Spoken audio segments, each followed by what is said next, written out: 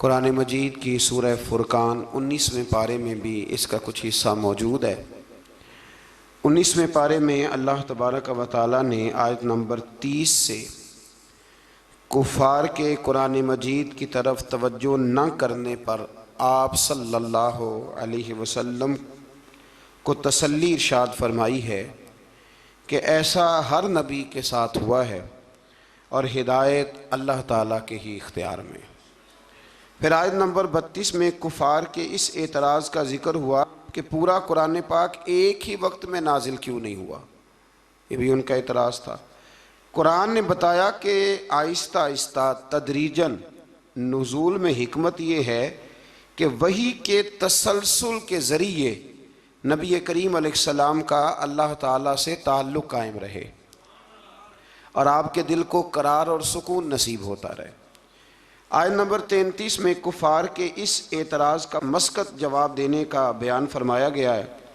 दलाइल के साथ इसका बड़ा मस्कत, बड़ा मुदल्लल अल्लाह करीम ने जवाब इरशाद फरमाया। आयत नंबर 35 से हज़रत मूसा का जिक्र फरमाया, फ़िरौन की नाफरमानी, कौम नूह, कौम आद, कौम समूद और कौम लूत के तबाह होने का फिर से यहाँ अल्लाह करीम ने जिक्र फरमाया। एक बात यहाँ पे अर्ज़ कर दूँ, जब से ये जिक्र शुरू हुआ है ना इन सारी कौमों का, तो इशारतन बहुत सारे पारों में बार बार जिक्र आया है, बार बार जिक्र आया है। हमारे यहाँ एक बात 2-3 दफ़ा की जाए तो लोग कहते हैं कि ये तो मैंने पहले भी सुनी। कुरान मजीद ये हिकमत इरशाद फरमाता है कि जब तक लोग मान न जाएं और जब तक उस बात से पूरी इबरत ना हासिल कर लें, उस बात का बयान बार बार करना भी गलत नहीं होता। फ़ायदे से खाली हज़रत आदम और जनाब हव्वा का एक वाक़या है और 7 मरतबा कुरान पाक ने बयान किया। लेकिन मज़े की बात यह है कि जहाँ भी आप पढ़ेंगे नई दिलचस्पी नज़र आती है। इसलिए हुजूर ने फरमाया मेरा कुरान कभी पुराना नहीं होगा, इसे जब भी पढ़ोगे तुम्हें नई ताज़गी अता करेगा। आयत नंबर 45 से अल्लाह ताला ने साए के फैलाओ और सिमटाओ और नींद को बाइस राहत और दिन को ज़रिया मुआश बनाने को अपनी निशानी करार दिया है। फरमाया ये जो तुम्हें नींद आती है ये भी मेरी निशानियों में से निशानी है, ये भी मेरी निशानियों में से। यानी आप ज़रा समझें इस बात को, नींद भी अल्लाह की निशानियों में से, यानी वो गलबा कर लेती है आदमी पे। ज़िंदा इंसान है, खुली आँखें बंद हो जाती हैं और सुनने वाले कान सुनना छोड़ देते हैं और इंसान उठता बैठता चलता फिरता बिल्कुल यकदम लेट जाता है। तो फरमाया ये भी तो देखो ना, ये भी तुम्हारे रब की निशानी है कि तुम्हारे ऊपर उसने नींद को तुम्हारे लिए सुकून का सबब बनाया। अल्लाह ताला राहत वाली नींद अता फरमाए और अल्लाह ताला गफलत वाली नींद से महफूज फरमाए। आयत नंबर 48 से बारिश के निज़ाम, आसमान से पाक पानी के नुज़ूल, इसके ज़रिए बंजर ज़मीन को ज़रखेज़ बनाने, समुंदरों में मीठे और नमकीन पानी के अलग अलग जारी होने और दीगर इनामात का अल्लाह ने ज़िक्र फरमाया है। पानी जब आसमान से उतरता है तो मीठा होता है कि नमकीन होता है? अल्लाह की कुदरत है ना कि जब वो दरियाओं समुंदरों में जाता है तो नमकीन अलग मिलता है, मीठा अलग मिलता है। आयत नंबर 54 में बताया कि इंसान का जोहर तख्लीक पानी है, बुनियादी तौर पर यह भी पानी से पैदा किया गया। फिर इसके ज़रिए नसब और ससुराल के रिश्ते कायम किए गए, यानी ससुराल के रिश्ते ये भी अल्लाह तबारक व तआला ने कुरान मजीद में इसका भी ज़िक्र इरशाद फरमाया। सूरतुल फुरकान के आखिरी रुकू में आसमानों में बुर्ज बनाने, सूरज और चाँद की रोशनी और निज़ाम लैलो नहार को अल्लाह ताला की कुदरत की दलील के तौर पर बयान किया गया। इसके बाद अल्लाह ताला के महबूब बंदों के आला सिफ़ात का बयान है। व इबादुर्रहमानिल्लज़ीन यमशून अलल अर्दि हौना, फरमाया रहमान के बंदे ज़मीन पर आजिज़ी से चलते हैं। व इज़ा ख़ातबहुमुल जाहिलून क़ालू सलामा, जाहिल उनसे उलझना चाहें तो वो उलझते नहीं, बल्कि वो, एक बात ज़रा मेरा दिल है यहाँ कह दूँ, एक आदमी ने ना अलिफ बा ता सा से लेकर पूरा कुरान मजीद पढ़ा है, पर उसके बाद उसने उसकी कुछ ना कुछ तजवीद भी पढ़ी, फिर कुछ ना कुछ तर्जमा भी पढ़ा। समझ लें कि 30 पारों का खाली तर्जमा ही एक बंदा पढ़ गया है और एक शख्स उसके सामने आके बैठा है जिसे सूरत इखलास का तर्जुमा भी ठीक नहीं आता। अब वो जो पढ़ा लिखा आदमी है वो दलील कैसे देगा, उसको समझाएगा कैसे? इसलिए कि उसकी सोच ही नहीं है, उसको पता ही नहीं है। शेख सादी फरमाया करते थे कि अनपढ़ इंसान के सामने किताब और ईंट बराबर होती है, इसलिए कि ना वो किताब को पढ़ सकता है और ना वो ईंट को, तो उसके लिए तो बराबर है। अनपढ़ बंदे को मसला समझाना और किसी बेवकूफ़ को बात समझाना और फिर उससे अगली बात, कुछ लोगों ने कुछ चीज़ों का जायका चखा होता है, उनको इत्मीनान कल्बी नसीब हुआ होता है, कुछ लोग बिल्कुल उससे नाआशना होते हैं। अब वो जो नाआशना बंदा है ना, वो बहस करता है, वो कहता है जी किस तरह हो सकता है, ये मतलब हो कैसे सकता है, मुमकिन कैसे? जब तक इंसान माँ बाप से प्यार नहीं करता तो माँ बाप की मोहब्बत की चाशनी की उसे खबर नहीं होती, और जब तक उसके बच्चे नहीं होते मोहब्बत पिदरी और माँ की ममता, इन दोनों चीज़ों की उसे खबर नहीं होती। तो इसलिए अल्लाह के बंदों ने फिर इन लोगों से बहस नहीं की। बहुत सारे लोग ऐसे हैं जो कहते हैं कि मैं उस चीज़ को समझूं जिसको वो समझ सकते नहीं, इसलिए कि एक शख्स ने 8 साल लगाए, 10 साल लगाए। कुरान मजीद की तफसीर से पहले बहुत सारी इमदादी कुतब हम बच्चों को पढ़ाते हैं, बहुत सारी चीज़ें समझने के लिए। तो जुहला बहस करते हैं, बहस ना करें। और जब आपको पता चल गया सामने वाला जाहिल है, तो फिर अगर आपने बहस की तो इसका मतलब है कि आप बेवकूफ़ हैं, आपने ये गलत काम किया। तो अल्लाह के बंदे कभी भी जाहिल आदमी से बहस नहीं करते। और आगे फरमाया वल्लज़ीना यबीतूना लिरब्बिहिम सुज्जदन व क़यामा, फरमाया वो रातें अपने रब के लिए सजदे और क़याम में गुजारते हैं। और सारी रात इबादत करने के बाद भी सवेरे वो ये नहीं कहते मैं इबादत गुजारूँ, वल्लज़ीना यक़ूलूना रब्बना अस्रिफ़ अन्ना अज़ाब जहन्नम इन्ना अज़ाबहा काना गरामा। सवेरे उठ के कहते हैं अल्लाह हमें जहन्नम के अज़ाब से महफूज रखना, बेशक तेरा अज़ाब गले में अड़ जाने वाला है। गरामा, ए अल्लाह तेरा अज़ाब गले में अड़ जाने वाला है, ए अल्लाह हमें उससे निजात अता फरमा। यानी वो रात सारी इबादत करके भी सुबह अपने रब से माफ़ी का सवाल ही करते। अल्लाह अकबर। फिर इससे आगे सूरत शुअरा शुरू होती है। इस सूरत की आयत नंबर 224 में शुअरा का जिक्र है, इसलिए इसका नाम शुअरा रखा गया है। आयत नंबर 7 में अल्लाह ताला ने ज़मीन से मुख्तलिफ़ किस्म के पौधे के उगाने को अपनी कुदरत की निशानी बताया। इसी सूरत में एक बार फिर हज़रत मूसा अलैहिस्सलाम के फ़िरौन के पास जाके दावत हक़ देने का जिक्र फरमाया। ये कई दफ़ा सुन चुके हैं ना आप, कुरान मजीद ने फिर बयान फरमाया है, फिर बयान फरमाया। ये तकरार फ़ायदा मंद होती है। अल इल्म बित तकरार, हमारे जो सरफ नाव के साथिदा है वो कहते हैं कि तकरार से इल्म आता है, नहीं बार बार किसी बात के बयान करने से वो बात याद हो जाती। एक साहब मुझे कहने लगे कि फ़लाने अल्लामा साहब की तकरीरें मुझे याद हो गई हैं सारी। मैं क्या चल 2-3 सुना विचों, लेकिन सुना सकते। तकरार फ़ायदेमंद होती है, अगर काम की चीज़ की तकरार हो तो उसको बार बार समझना चाहिए। तो फ़िरौन की तरफ हज़रत मूसा अलैहिस्सलाम के भेजने का यहाँ अल्लाह ने जिक्र फरमाया। बशरी तकाज़े के तहत मूसा अलैहिस्सलाम के खदशात का जिक्र है। फ़िरौन की तरफ से मूसा की तरबियत के एहसान जताने का भी जिक्र है। पीछे आप पढ़ रहे हैं ना कि हज़रत मूसा उसी के घर में पले थे, तो वह कहेगा कि मैंने पाला है तो आप मुझे ही तबलीग करने आ गए। फ़िरौन ने दावत तौहीद के जवाब में कहा कि रब्बुल आलमीन कौन है? उन्होंने फरमाया वो आसमानों और ज़मीनों, मशारिक और मगारिब और तुम्हारा और तुम्हारे आबाओ अजदाद का रब है। इस मकाम पर भी एक बार फिर जादूगरों के मुकाबले में मूसा अलैहिस्सलाम के मोजज़ात, ख़ास तौर पर वो जो आपका अज़दहा बन गया था ना और फिर वो गालिब आ गया था, उसके आने का फिर एक दफ़ा अल्लाह ने जिक्र फरमाया। फिर जादूगरों के ईमान लाने और फ़िरौन की तरफ से कैद में डालने, हाथ पाँव को मुखालिफ सिमत में काटने और सूली पर चढ़ाने की धमकी का भी जिक्र है। फिर इस बात का बयान है कि मूसा अलैहिस्सलाम बनी इसराइल को लेकर गए, सामने समुंदर था, पीछे फ़िरौन था और इसके पैरोकारों का ताक़ुब भी था। अल्लाह के हुक्म से मूसा अलैहिस्सलाम की लाठी की ज़रब से समुंदर भी फट गया, बनी इसराइल के रास्ता बना, वो सलामती के साथ समुंदर पार चले गए। फ़िरौन अपने लाओ लश्कर समेत समुंदर में गर्क हो गया।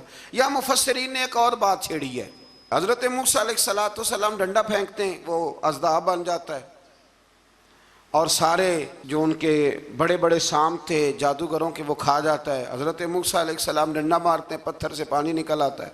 हज़रत मूसा वही डंडा मारते हैं तो समुंदर से 12 रास्ते बन जाते हैं। तो ये डंडा फ़िरौन को क्यों नहीं मारा उन्होंने? ये डंडा फ़िरौन को क्यों नहीं मारा? ये मुफस्सिरीन ने बहस छेड़ी है। अल्लाह ने उन्हें ताकत दी है ना, और वो जहाँ जहाँ चाहते हैं उनका वो असा मुबारक काम आता है, तो एक मारते उसको भी काम ख़त्म हो जाता। तो फिर समझ लें कि अल्लाह नबी को जो मोजज़ा देता है तो हुक्म देता है कि ये आपने इस्तेमाल भी मेरे हुक्म से ही करना है। वली को जो करामत देता है तो फरमाता है ये इस्तेमाल भी आपने मेरे हुक्म से करनी है।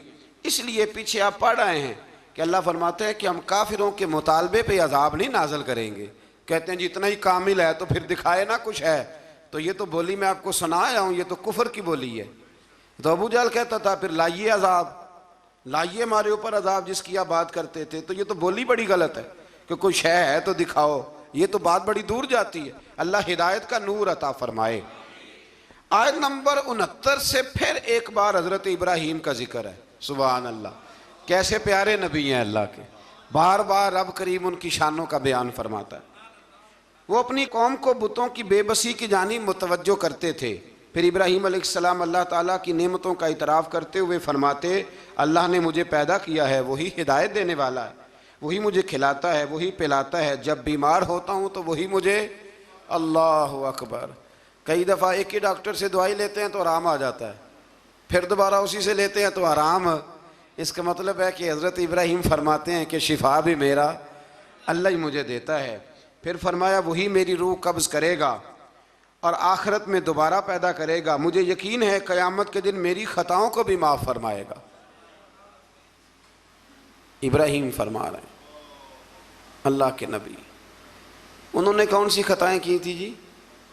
सारी ज़िंदगी अल्लाह की राह में जिहाद करते गुजर गई, फिर भी डर के दुआ मांगते हैं। संगियो गाफिल न बने, गाफिल हर वक़्त माफ़ी मांगना ये अल्लाह के बंदों का तरीका है। मेरे रसूल करीम अलैहिस्सलाम ने फरमाया मैं दिन में 100 दफ़ा अपने रब से इस्तिग़फ़ार करता। बार बार इस्तिग़फ़ार करें, बार बार उससे माफ़ी मांगें।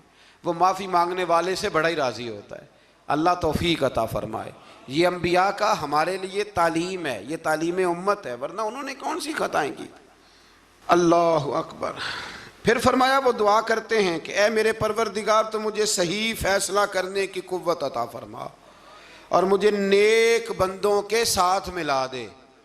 पढ़ना ज़रा घर जाके सूरह शोरा, आपको समझ आएगी। अल्लाह के नबी दुआएं मांगता है, या अल्लाह हमें नेकों की संगत अता फरमा। हमारे ज़माने में ज़रूरत ही कोई नहीं नेकों की, और फिर संगत, फिर उनके साथ रहना, पास बैठना, इसकी ज़रूरत ही कोई नहीं। सारे खुद ही बड़े बड़े पीरे कामिल हैं। बल्कि अब तो बहुत सारे लोग कहते हैं पीर साहब को भेजो थोड़ी देर मेरे पास बैठे, मैं को सबक पढ़ाऊँ। माज़अल्लाह ताला। ऐ अल्लाह बाद में आने वाले लोगों में मेरा ज़िक्र खैर सच्चाई के साथ जारी फरमा, मुझे जन्नत की नेमतों का वारिस बना और मुझे क़यामत के दिन रुसवा ना फरमाना। ये पता क्या है, ये ना बंदे का अल्लाह से रिश्ता है। ये रिश्ता है, बंदा जब उसकी नेमतों को सोचता है और फिर अपने रोज़मर्रा की इबादत को, नेकी को सोचता है, तो फिर कहता है अल्लाह तूने बड़ा दिया है, मुझे रुसवा ना कर देना। ये कई दफ़ा खुफिया तदबीर भी होती है ना। हाँ, ये कई दफ़ा बहुत शानें जब मिल जाती हैं तो खुफिया तदबीर भी होती है। खुफिया तदबीर भी होती है। एक दरवेश कहा करते थे कि जब अल्लाह ताला तुम्हें दुनिया में बहुत सारा अजर दे दे ना, नेकियां दे दे, प्यार करने वाले दे दे, दौलत दे दे, तो फिर भी अल्लाह से डरा करो कहीं ऐसा तो नहीं कि वो सारी नेकियों का अजर दुनिया में देना चाहता है और आखिरत में तुम्हारा हिस्सा ही कोई नहीं, सारा कुछ यही ना दे दे। इसलिए उसकी बारगाह नाज में ये भी दुआ फरमाएं कि अल्लाह क़यामत की रुसवाई से महफूज फरमाए। अल्लाहुम्मा मस्तुरना बिसित्रिकल जमील, अल्लाह सोने पर्दों में से एक पर्दा नसीब फरमा। आयत नंबर 91 से मुत्तकीन और सरकश लोगों के साथ होने वाले सलूक का जिक्र फरमाया। एक ने सारी जिंदगी तकवा किया, एक ने सरकशी की, घोड़ों की तरह भागा, मर्जी की जिंदगी जिया। अल्लाह ने दोनों का जिक्र फरमाया। और फरमाया गुमराह लोगों के जहन्नम में आपस में लड़ने और हर तरफ से नाउम्मीद होने और इनके दुनिया में वापस जाकर ईमान लाने की नामुमकिन ख्वाहिश है। यहाँ बड़े लोग कहते हैं जी अल्लाह चाहे और नेकोकारों को जो है वो माज़अल्लाह दोज़ख में डाल दे और हमें अल्लाह चाहे तो बख्श दे। जिसने उठती हुई जवानी में भी अपनी नज़र झुका के रखी और जेब में लाखों करोड़ों होने के बावजूद भी अपने रब की रिजा वाली बात की और तू सारी जिंदगी गुजारे बेहयाई और फाशी में और दावे तो अजीब कर दे। अल्लाह बेनियाज ज़रूर है पर बेइंसाफ नहीं, बेनियाज ज़रूर है पर वो बेइंसाफ, ये समझ लें। हाँ, किसी को ये दावा नहीं करना चाहिए कि मैं नेक हूँ तो जन्नत मेरे नाम अलाट हो गई है, दुआ करनी चाहिए और उसकी बारगाह में माफ़ी चाहनी चाहिए। लेकिन ये जो गुनाहगार फिर दलेरों जैसी बातें करते हैं ना, इसका तो मामला ये है कि एक गुनाहगार ऊपर से सीना जोर, ये जुल्म है, ये जबर है, इससे बचें। हाँ, अगर कोई रब की रहमत का बाजू थाम के बात करेगा तो अल्लाह बड़ा ही करम फरमाने वाला है। आयत नंबर 105 से नूह अलैहिस्सलाम की दावत हक का जिक्र है। वो रसूल अमीन थे। सरकश लोगों ने कहा हम आप पर कैसे ईमान लाएं, आपके पैरोकार तो पसमानदा लोग हैं। ये नूह अलैहिस्सलाम की कौम का जरा अंदाज सुन ले। कहने लगे पसमानदा से गरीब गरीब से बंदे आपके कलमा पढ़ने वाले हैं, हम चौधरी हो के आपको मान जाएं, ये कैसे हो सकता है। फिर नूह अलैहिस्सलाम अल्लाह ताला से अपने और अपनी कौम के दरमियान आखिरी फैसले की दुआ मांगते हैं। अल्लाह ताला इनको और इनके पैरोकार मोमिनों को कश्ती के ज़रिए निजात अता फरमाता है और सरकश कौम तूफ़ान में डूब जाती। आयत नंबर 124 से हज़रत हूद अलैहिस्सलाम और इनकी कौम आद का जिक्र है। अल्लाह ताला ने इस कौम पर नेमतों की फरावानी की, चुपायों, औलाद और नहरी बागात की सूरत में फरमाई। उन्होंने मजबूत मकानात और बुलंद मकामात पर इशरत गाहें तामीर कर ली। आजकल भी फार्म हाउस नहीं बन जाते, जल्दी जल्दी से फार्म हाउस बन जाते। बेलाखर नबी की तकजीम की बिना पर अल्लाह ने इस कौम को भी हलाक कर दिया। फिर आयत नंबर 141 से हज़रत सालेह अलैहिस्सलाम और इनकी कौम समूद की नाफरमानियों का जिक्र है। इन पर अल्लाह ताला ने नेमतों की फरामानी फरमा रखी थी। मीठे चश्मे, बागात, ज़रख़ेज़ ज़मीन की कसरत, पहाड़ों को तराश कर मकान बनाते थे। लेकिन जब उन्होंने नाकत अल्लाह यानी अल्लाह की ऊँटनी की बेहुरमती की तो इन पर आज़ाब नाजिल हुआ। तो जो नाकत अल्लाह की बेअदबी करे, अल्लाह की ऊँटनी की, उस पर अज़ाब नाजिल होता है। तो जो रसूलुल्लाह की बेअदबी करे और जो औलिया अल्लाह की माज़ अल्लाह बेअदबी करे, उसका क्या हौल होगा। अल्लाह ताला हिदायत का रास्ता नसीब फरमाए। आयत नंबर 160 से लूत अलैहिस्सलाम और इनकी कौम का जिक्र है। इस कौम की बदआमालियों का जिक्र है कि वो हलाल बीवियों को छोड़कर गैर फितरी तरीके से अपनी जिनसी ख्वाहिश पूरी करते, गुनाह के अड्डे आबाद करते। लूत अलैहिस्सलाम की बीवी भी उनके हम ख्याल थी।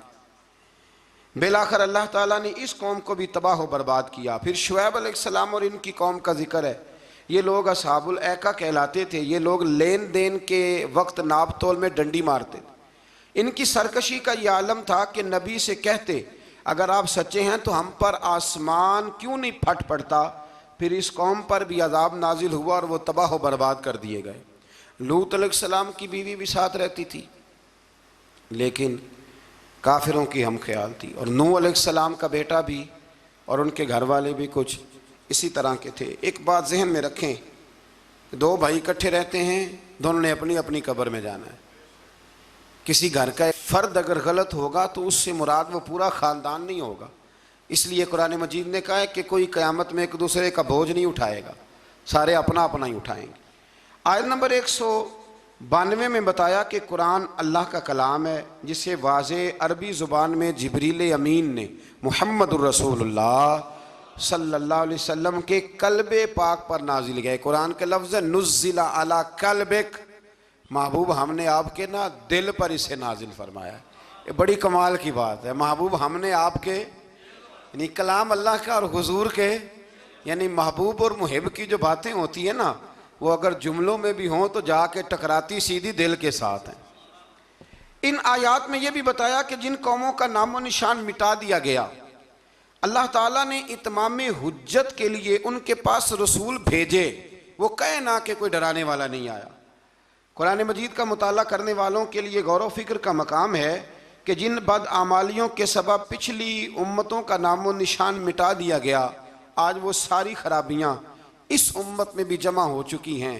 वो सारे गुनाह लूत अलैहिस्सलाम की कौम जो काम करती थी वो आज यहाँ नहीं हो रहा, वो यहाँ नहीं हो रहा। अल्लाह तबारक व तआला माफ़ फरमाए। लोग समझते हैं कि शायद रब करीम मस्जिदों में तो देखता है, माज़अल्लाह तो होटलों के बंद कमरों में वो नहीं देखता, और हमारी ख्वाबगाहों में और फार्म हाउस में और वो दूर दराज देहातों में जो हमने कोठियाँ तामीर की हैं उसके अंदर जो हम गुल गुबारे करते हैं तो उन्हें नहीं देखता। वो सारे काम जो लूत अलैहिस्सलाम की कौम करती थी, जो नूह अलैहिस्सलाम की कौम करती थी, वही मजाक जो हज़रत नूह की कौम करती थी ना, कि ये चंद माड़े माड़े लोग आपके साथ हैं। बहुत सारे मैंने वडेरों को आज उलमा और मशाइख का इस तरह मजाक उड़ाते देखा है। ये 4 बंदे छोटे छोटे आपके साथ हैं। भाई नहीं वही जुमला जो नूह की कौम कहा करती थी, लेकिन फिर बचे तो वही माड़े माड़े ना, फिर बचे ना वो माड़े माड़े के। तो किधर गए वो ऊंची कलगियों वाले? इंसान जब बात करता है तो बगैर सोचे समझे करता है। लूत अलैहिस्सलाम की कौम की खराबियाँ, फिर हज़रत नूह की कौम की खराबियाँ, फिर हज़रत शुएब की कौम अगर नाप तोल में डंडी मारती थी तो आज क्या कुछ नहीं होता, दवाइयों तक में मिलावट होती। बस एक ही बात है, चेहरे इसलिए नहीं बदलते कि इस ज़मीन पर गुंबद खज़रा मौजूद है, रसूलुल्लाह सल्लल्लाहु अलैहि वसल्लम का साथ मौजूद है। बस अल्लाह ताला हमें रसूल पाक की निस्बत कामिला अता फरमाए। आयत नंबर 218 में फरमाया कि ए रसूल मुकर्रम सल्लल्लाहु अलैहि वसल्लम, अल्लाह ताला इबादत के वक़्त आपके क़याम और इबादत गुजारों के दरमियान आपके सजदों को देख रहा होता है। महबूब तेरे सजदे मुझे बड़े ही प्यारे हैं। जब तू सफ़ों के बीच नमाज़ें पढ़ता है ना तो मैं वहाँ तुझे देखता रहता हूँ। जब इंसान सजदा करता है तो रब बड़ा ही राज़ी होता है। इसलिए हुजूर ने फरमाया, जब तुम एक सजदा करते हो तो अल्लाह की बारगाह में तुम्हारा एक दर्जा बुलंद कर दिया जाता है। जितने दिन बाकी रह गए हैं ना, अल्लाह ताला हमें कसरत से सजदे करने की तौफीक अता फरमाए। रमज़ान के दिन नहीं कह रहा, ज़िंदगी के दिन कह रहा हूँ। जितनी ज़िंदगी बाकी है अल्लाह ताला कसरत से सजदे करने की। हज़रत अबू फातिमा रज़ी अल्लाह ताला अन्हु फरमाते हैं कि हुजूर ने मुझसे फरमाया था, अबू फातिमा जन्नत में मुझसे मिलना चाहते हो? मैंने कहा हुजूर हाँ। फरमाया फिर सजदे ज़्यादा करके आना, सजदों की दौलत तुम्हारे पास ज़्यादा होनी चाहिए। फिर आगे शुरू होती है सूरह नमल। नमल कहते हैं चींटी को। ये चींटी के नाम पर अल्लाह ने सूरत रख दी। पीछे मैं आपको बहुत सारी सूरतों के नाम याद करा आया हूँ। एक सूरह नहल भी हमने पढ़ी थी।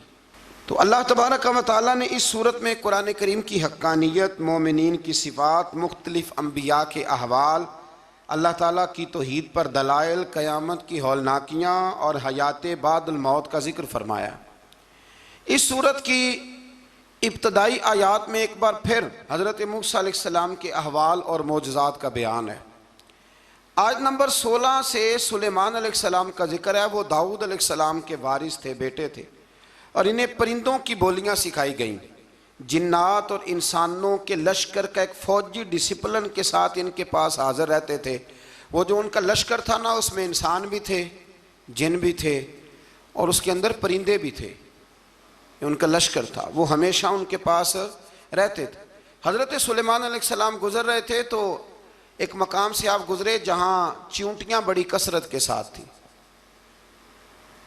तो एक चींटी जो उन चींटियों की सरदार थी, उन चींटियों की बड़ी थी, और मुफस्सिरीन किराम ने यह भी लिखा है कि वो थी भी, एक आँख उसकी कोई नहीं थी, एक टांग उसकी कोई नहीं थी, लेकिन इस हाल में भी वो चींटी जो थी वो चींटियों की क़यादत कर रही थी। तो हज़रत सैयदना सुलेमान अलैहिस्सलाम का लश्कर जब वहाँ से गुज़रा तो वो कहने लगी, या अय्युहन नमल उदखुलू मसाकिनकुम, कहने लगी चींटियों अपने बिलों में घुस जाओ।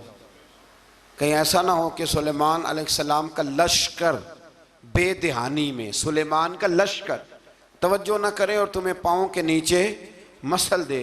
लिहाजा इस तरह करो कि तुम अपने अपने बिलों में घुस जाओ। हज़रत सुलेमान अभी 3 मील दूर थे। तमाम मुफस्सिरीन ने लिखा है 3 मील दूर थे। तो वहाँ से चींटी बोली तो कुरान कहता है कि हज़रत सुलेमान उसकी बात सुन के हंस पड़े।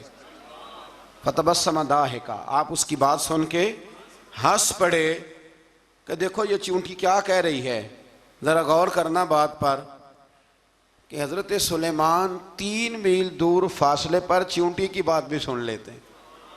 मौलवी ने कुरान की आयत पक्की याद कर ली, आना बशरुम मिसलुकुम, कहता है हुजूर ने कहा मैं तुम्हारी तरह का बशर हूँ। नबी हमारी तरह होते हैं जी, तो वो तो 3 मील दूर चींटी की आवाज़ सुन लेते थे। इसके कान में चींटी रखो भला, इसे कहो कि बता भला क्या कहती है, कुछ बताएगा फिर दौड़ लगा देगा शायद। कान में रखो इसको, कहो बता चींटी क्या कहती। और अगर ये लफ्ज़ ना होते कुरान के कि जब उन्होंने सुना तो हंस पड़े, ये जुमले ना होते तो शायद इसको भी ना मानते। लेकिन हज़रत सुलेमान ने सुनी चींटी की बात और अब अगली बात कहने लगा हूँ।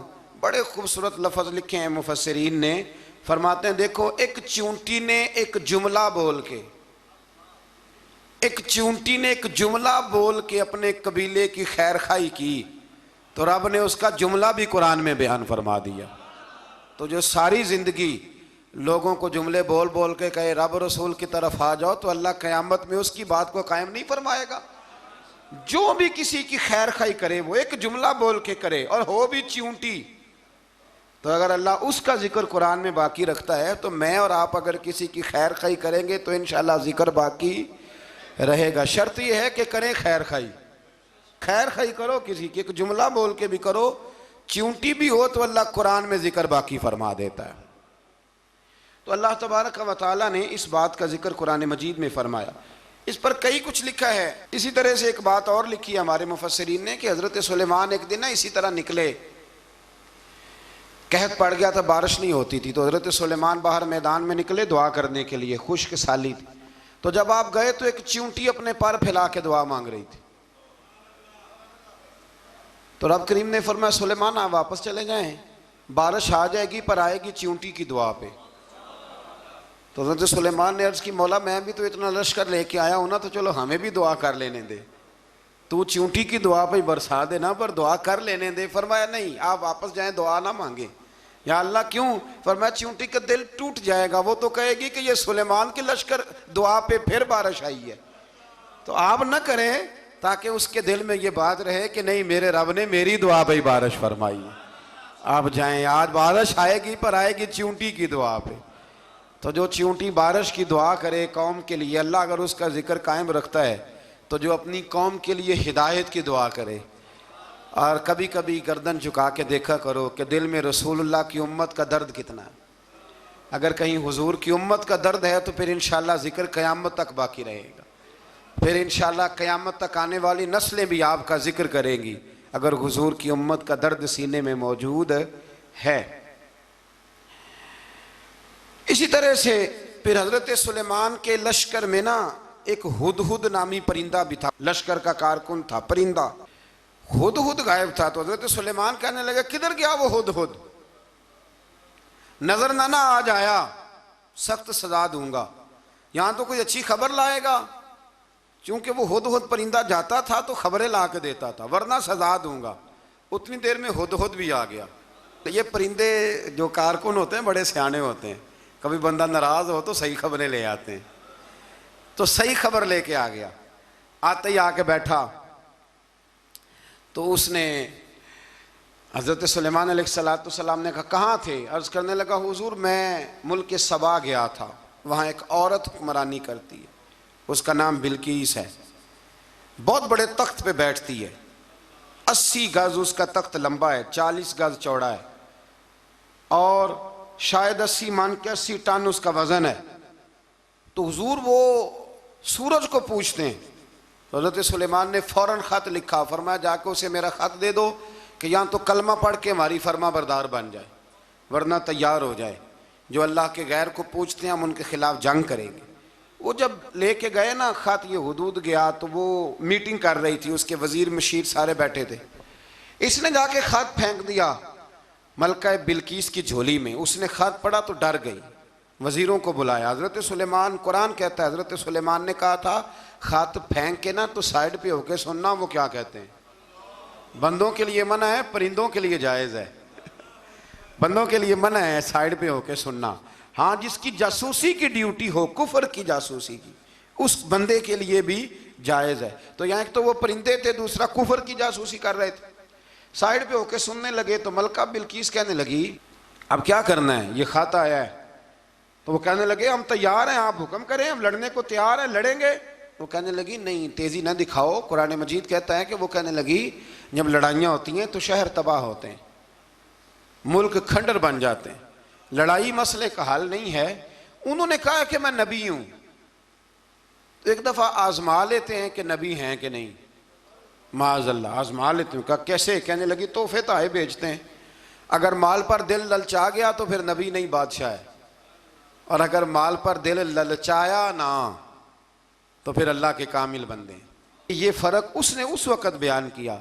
उसने 500 कनीज़ें, 500 गुलाम, बड़े शानदार लिबास पहना के, 500 घोड़ा बड़ा तगड़ा, उसके ऊपर माल व असबाब रख के तैयारी करा के हज़रत सुलेमान की तरफ भेजा। हुद पहले से खबर लेके आ गया, हुजूर उसने ये प्रोग्राम बनाया है। वो जब आया सारा कुछ तो हज़रत सुलेमान देख के जलाल में आ गए, फरमाने लगे उसे जाके कह दो तू मुझे क्या तोहफे भेजेगी, मेरे रब ने मुझे माला माल फरमाया हुआ है, उन्हें माला माल किया मेरे मालिक ने, जा उसे जाके कह तू क्या तोहफे देगी। जब रब देता है तो फिर कोई कमी ना वो नहीं छोड़ता। बंदे क्या दे सकते हैं, बंदे तो बेचारे 10 देख के तो 10 दिन उनकी आंखें नहीं खुलती। फरमाया मुझे अल्लाह ने जो दिया है क्या बात है उसके देने की। तो फरमाया उसे कहो या फरमाबरदार होके आ जाए या जंग के लिए तैयार हो जाए, हम उसे उसके शहर से जलील करके निकाल देंगे। उसने जाके जब पैगाम दिया तो और उन लोगों ने भी आके बताया कि वहाँ तो हम अजीब मंजर देख के आए हैं कि जानवर भी हाथ बांधे खड़े हैं, वहाँ तो जिन्नात, सरकश जिन्नात खड़े हैं। वो बादशाह नहीं, वो नबी हैं, वो जो 500 गुलाम और 500 कनीज़ें गई थी, हवाल सुनाया आके। तो मलका बिल्कीस ने फिर खत लिखा कि मैं फरमा बरदार होके आ रही हूँ। माना क्या है, मैं कलमा पढ़ने के लिए आ रही हूँ। तो हज़रत सुलेमान ने कहा भाई अब इस तरह करो, ज़रा फर्श बिछाओ। उन्होंने फर्श बिछाया, इस तरह का कि ऊपर फर्श था, नीचे मछलियाँ तैर रही थी, लग रहा था दरिया है। ड्यूटी लगा दी, जिन्नात ने बिछा दिया। उधर हज़रत सैयदना सुलेमान फरमाने लगे अब चूंकि मान के आ रही है तो उसे अपनी नबुव्वत की अलामतें भी दिखानी है। उसने तख्त बड़ा शानदार बनवाया था, और ख़वातीन में जो आदतें ख़वातीन वाली होती हैं वो जाती नहीं। वो 7 कमरों में ना पीछे अपना तख्त रख के तो 7 दरवाजे बंद करके आई। उस ज़माने में एक रिवाज था, वो जुलेखा ने भी 7 दरवाजे मुकफ़ल के एक रिवाज था। एक कमरा, फिर कमरे के पीछे कमरा, फिर उसके पीछे कमरा, फिर उसके पीछे कमरा, और उसको बड़े मोटे ताले लगाए जाते थे। और फ़लसफ़ा ये था कि एक ताला तोड़ेगा कोई तो जब तक सिपाही आ जाएंगे, और अगर उसके तोड़ने तक ना आए तो दूसरे के तोड़ने तक आ जाएंगे, और उसके तोड़ने तक ना आए तो 7वें तक तो आ ही जाएंगे। ये उन लोगों का नफसियाती मामला था, सोच थी। 7 कमरों में मुकफ़ल करके ना वो निकली। तो हज़रत सुलेमान अलैहिस्सलाम कहने लगे भाई मुझे उसका तख्त चाहिए उसके आने से पहले, उसके आने से।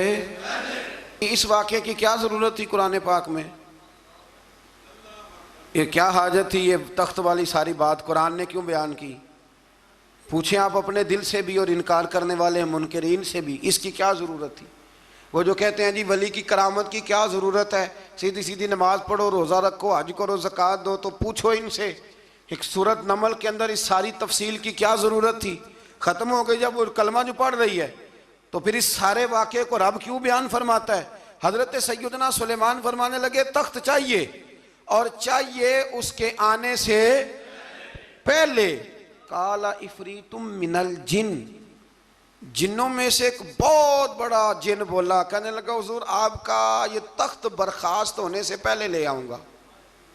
ये जो आप मीटिंग कर रहे हैं ना, या फैसले ख़त्म, कुछ ने लिखा सुबह से शाम तक मीटिंग होती है और उसको आने में पता नहीं कितने दिन लगेंगे, तो मैं ये बर्खास्त होने से पहले। और कुछ ने कह दिया आप शर्त क्यों लगाते हैं कि सुबह से शाम तक होती? उस जिन ने कहा दिया आप 10 मिनट में फारग हो जाएं, आप फारग होंगे तो तख्त आ जाएगा। मुफस्सिरीन ने लिखा है कि जब कुरान कहता है कि उसने कहा कि आपके फारिग होने से पहले, तो इसका मतलब है कि जब आप उठेंगे, ये जगह खाली कर देंगे तो तख्त यहां किवें हजारों मील का फासला है, आ जाएगा। पर हवाई जहाज पे कार्गो करा के जी, DHL के जरिए। कैसे आएगा? वह आएगा तो बस आएगा तो हजरत सुलेमान की तो बादशाहत थी ना जमाने पे। फरमाने लगे नहीं नहीं तू लेट है, तू लेट है, तू हमें जानता ही नहीं। एट सेट ते पखड़ा कुआर गंदल, असी और भी बूटियां जानने आ, ये तू लेट है, अभी हमारी ताकत इससे ज्यादा है। बड़ी कमाल बात लिखी है लिखने वालों ने। एक मुफस्सिर ने लिखा है कि अभी हजरत सुलेमान ने गुलामों से मंगवाया है, अपनी बात कोई नहीं की। ये हाल है उनके गुलामों का, तो सरदार का आलम क्या होगा। हजरत सुलेमान कहने लगे भी जल्दी जाइए। काल अल्लज़ी इंदहु इल्मुम मिनल किताब अना आती का भी कबल अन यरतद्द इलैका तरफुक। तो उठा उनमें से वो जिसके पास किताब में से इल्म था, सारी किताब का भी नहीं, इल्मुम मिनल किताब, किताब। वो उठे जिनके पास किताब में से इल्म था, तो वो उठ के कहने लगे हुजूर मैं ले आऊंगा कब? आपके आंख झपकने से, नहीं आंख झपकने से। बंदा था जिन था, जिन की तो बात मानी नहीं उन्होंने। क्या कहा? आंख झपकने से, मैं आंख झपकने से पहले ले आऊंगा। तो हज़रत सुलेमान कहने लगे तू ठीक है चल ला फिर, ला फिर। आंख झपकने से बड़े ही नादान नहीं, फिर गुस्सा नहीं आता उन पे, फिर गुस्सा नहीं आता। मेरे शेख कामिल मुर्शद अकमल शेख बहरोबार हुजूर गौसे पाक जिलानी हजरत गौसे आजम यूं करके शागिर्दों को मुरीदों को सबक पढ़ा रहे थे। पढ़ाते पढ़ाते हाथ आगे किया और जब हाथ वापस आया तो भीग गया था सारा। तो शागिर्द कहने लगे हुजूर ये क्या है? फरमाया तुम्हें नहीं समझ आएगी, छोड़ो तुम्हारे वाली बात नहीं। खासा दी गल आमा आगे नहीं मुनासब करनी, रहने दो तुम। कुछ वक़्त गुजरा तो कुछ लोग आ गए, अभी क्लास ख़त्म नहीं हुई थी, कपड़े भीगे हुए हो। वो शागिर्द पहले ही मुंतजिर थे। कहा तुम्हें क्या हुआ? कहने लगे दरिया में जा रहे थे, अचानक हिचकोले आने लगे। तो हमने कोई किसी बेअमल का बाजू तो नहीं ना थामा, हम गौसे आजम के मानने वाले हैं। तो दरिया में कहा या शेख अब्दुल कादिर जिलानी शैय्यन लिल्लाह, अल्लाह के रास्ते में मदद करो। तो कहने लगे बस एक हाथ ही आया है, और यूं कश्ती खींच के बाहर निकाली है। तो अब वो शागिर्द सारे चुप कर गए, कहने लगे जवाब क्यों नहीं देते? उन्होंने कहा तुमने हाथ देखा है पहुंचता हुआ, और हमने हाथ देखा यहां से जाता हुआ। तुमने पहुंचता हुआ देखा है, तो हमने हजरत बहाउल्लाह नक्शबंद बुखारी, उनकी एक मुरीदनी थी, ऊपर चुबारे पे किसी ने उसकी इज्जत पे हाथ डाला, चुबारे पे ऊपर वाली मंजिल पे।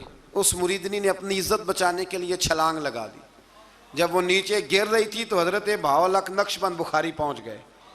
नीचे कोई ऐसा बंदोबस्त कर दिया, कोई चारपाई बिछा दी, कोई ऐसा जिस पे वो आके आराम से गिरी और बच गई। हजरत साहब की तरफ देख के कहने लगी हुजूर आप कब आए? फरमाने लगे पुत्र जब तू चुबारे से चली थी तब मैं बुखारे से चला था, जब तू चुबारे से चली थी ना तब मैं बुखारे से चला था, और तेरे नीचे आने तक मैं भी पहुंच गया हूं। मैं भी माली दा कम राखी करना, पल कच्चे होण या पक्के, ये पीर मुरीदां दे सिर ते ही रहिंदा है। ये झूठे होण या सच्चे, ये पक्की गुलामी करें या कच्ची करें, पीर की भी मजबूरी होती है। क्या करें, पीर मुरीदां दे सिर ते ही रहिंदा है। ये झूठे होण या सच्चे, क्या किया जा सकता है? देखे ना, नाफरमान बेटे का भी तो जायदाद में हिस्सा होता है ना, नाफरमान भी हो तो जायदाद में हिस्सा। तो चलो बाप नाराज रहेगा तो अल्लाह नाराज रहेगा, बात अलग है, पर जायदाद का हकदार तो है ना, चाहे नाफरमान ही है।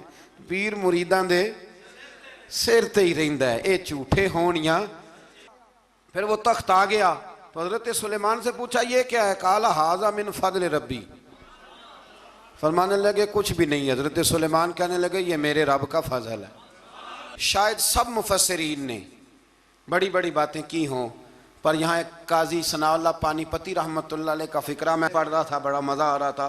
काजी साहब फरमाने लगे इस आयत पे, काजी साहब कहते हैं जिन पर निरा फजल था हाज़ा मिन फज़ल रब्बी, निरा फजल।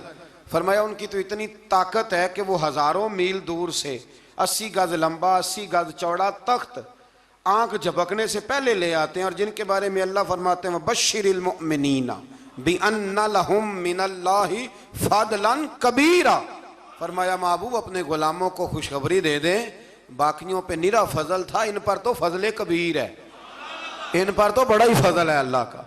तो फरमाया जिन पर फजल कबीर हो, एक नहीं, इस पर मैं बड़े दलाइल दे सकता हूँ, करामात औलिया पर मैं बड़े ही दलाइल दे सकता हूँ, बड़े।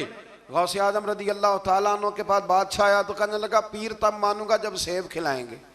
सेब का मौसम ही नहीं था, तो हजरत साहब आते ही उसे कहने लगे अब तू मेरी विलायत को सेबों पे तो ना तोल, अब सेब खिलाए तो वली या ना खिलाए तो वली कोई नहीं, ये तो अब मेरी विलायत को सेबों पे तो ना तोल।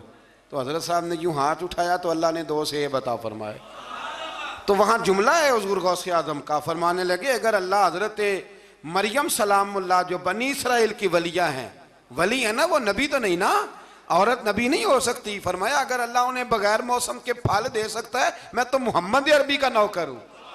फरमाया अब ना 2 सेब आए थे, तो वो कहने लगा मेरे तो दिल में 1 सेब था ना, तो हुज़ूर गौसे आज़म ने ना 1 सेब मुझे दिया, 1 मैंने खाया तो 1 गौस पाक खाने लगे।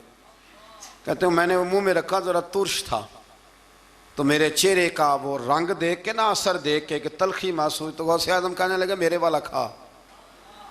तो 1 उन्होंने काट के टुकड़ा दिया, कहते खाया तो बड़ा मीठा था। तो मैंने कहा हुज़ूर आए तो दोनों ही गैब से हैं, तो आपके वाला मीठा है मेरे वाला कड़वा है। तो आप फरमाने लगे आए तो दोनों गैब से थे, पर एक को ज़रा जालिम के हाथ लग गए हैं ना, उसको तंबीह भी कर दी कि जुल्म से बाज आ जा, तंबीह भी कर दी। पर मैं हाथ जालिम के लगे इसलिए तुर्श हो गया, सियाना बन।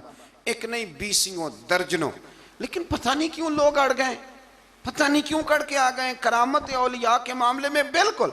और फिर किसी हदीस में ये नहीं आया कि इस ज़माने में वली होंगे तो इस ज़माने में वली नहीं होंगे। हुजूर ने फरमाया मेरी उम्मत कभी गुमराही पर जमा नहीं होगी। इकबाल कहते हैं औलिया क्या होते हैं, औलिया क्या हैं, जवासीसुल कुलूब।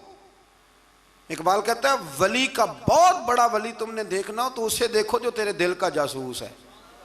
चलो ये मुश्किल बात है, मैं नहीं छेड़ता, लेकिन जो तेरे हाँ वो जासूसी करता है, पर करता है तेरे दिल की, वो तेरे दिल का जासूस होता है वली। और उस पर हुजूर की हदीस है, फरमाया इसकी फिरासत कल्बी से डर, ये अल्लाह के नूर से देखता है, डर इसकी फिरासत कल्बी से, अल्लाह तौफीक अता फरमाए।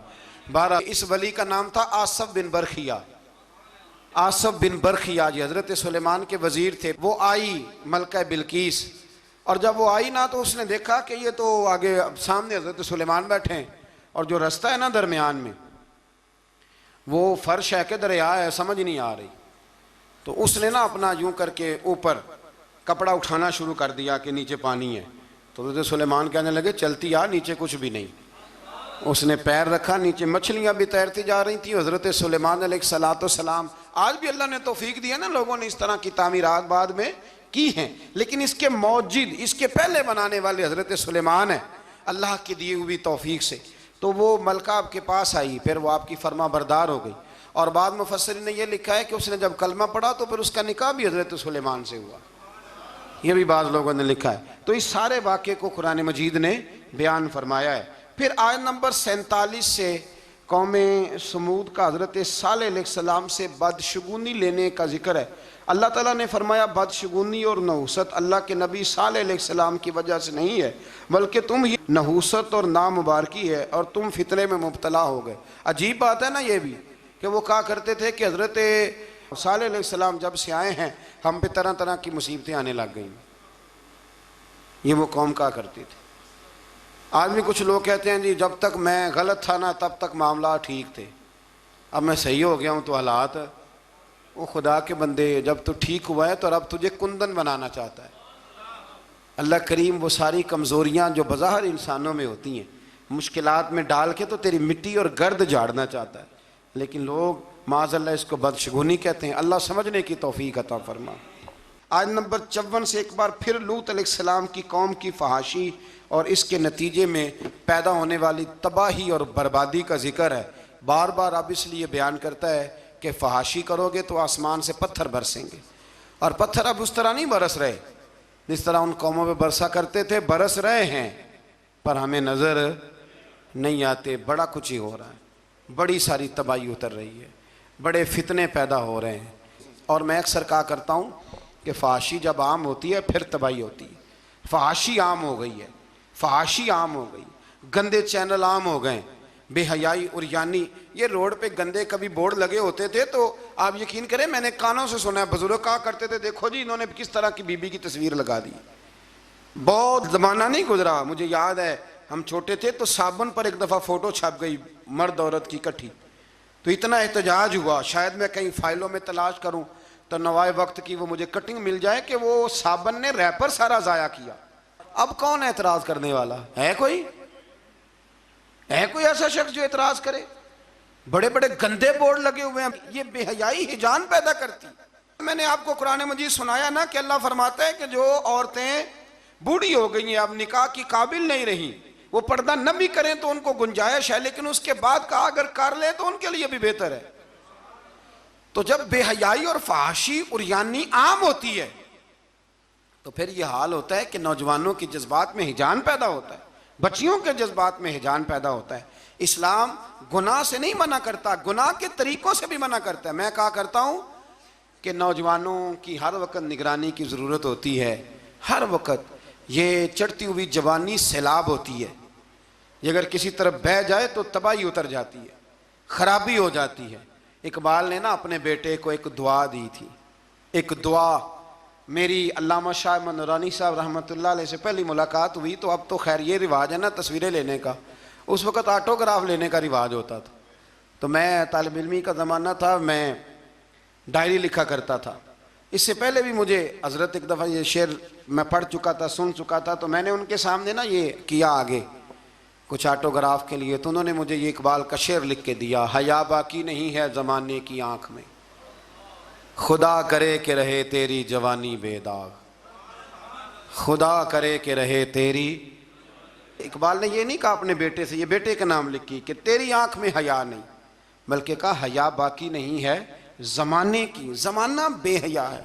तो दुआ है कि हमारे बच्चों की जवानियाँ, और एक दफ़ा धब्बा लग जाता है ना जब, तो फिर शैतान एक दफ़ा रास्ता दिखाता है तो फिर मायल करता है, और फिर जो दूसरी तबाही है शादियों के लेट होने की, वो उससे बड़ी कबाहत है। कल भी मैंने कहा था, आज फिर कहता हूँ, खुदारा इस पर नज़रसानी करें।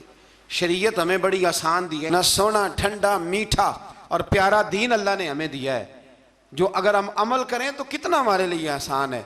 हमने अपने लिए मुश्किलात इकट्ठी कर ली हैं। अल्लाह ताला सब के हक़ में आसानियाँ फरमाए। और इसकी बुनियाद वही मामला है कि अगर बेहयाई को कंट्रोल किया जाए तो इस तरह के सारे वाक़यात को कंट्रोल किया जा सकता है। और अगर वो वाली सज़ाएँ दी जाएँ जो इस्लाम ने रखी हैं, इस्लाम ने रखी हैं, संसार करने वाली और चौक में संसार करने वाली, इसको रोड़े मारो। अगर शादीशुदा है तो चौक के अंदर इसे संसार करो, इसको भगाओ, पीछे से रोड़े मारो। अगर ये वाली सजा दी जाए तो निशान इबरत बन जाए। लेकिन हमारा कानून है ना, कहते हैं जी गुंजाइश नहीं इसमें, भाई अल्लाह रसूल का निज़ाम अमल करने के लिए गुंजाइश नहीं। अल्लाह तबारक व तआला हमें समझने की तौफीक अता फरमाए।